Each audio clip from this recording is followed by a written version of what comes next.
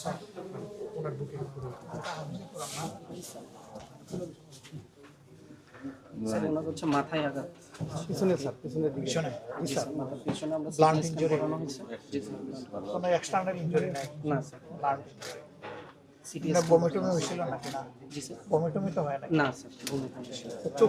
চোখের তখন পানি ঝাপসা দিতেছে, ঝাপসা দিতেছে। এখন কি অবস্থা? এখন কি ক্লিয়ার দেখতে পারো? দেখতে পাই খালি একটু মাথা ভার লাগতেছে। আপনার ছেলে? জি স্যার। মাশাআল্লাহ, ব্লেসড ফাদার। মাথাটা একটু ভারী ভারী লাগছে, ঠিক হয়ে যাবে ইনশাআল্লাহ। কেমন ভয় পাইছো? ভয় পাই না, মানে একটু কর্নারে ছিলাম তখন বিএনপিরা আমার উপর হামলা করার চেষ্টা করছিল। তারপরে দায়িত্বশীল আমাকে একটু করছিল, সেভ করছিল।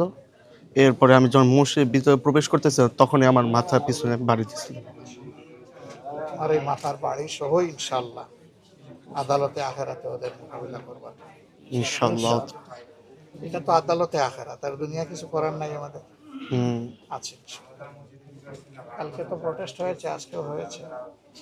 আর প্রটেস্ট বড় কথা না, আমাদের নৈতিক দায়িত্ব আমরা পালন করে যাব এবং আল্লাহ ছাড়া কাউকে আমরা ভয় করবো না, প্রশ্নই ওঠা।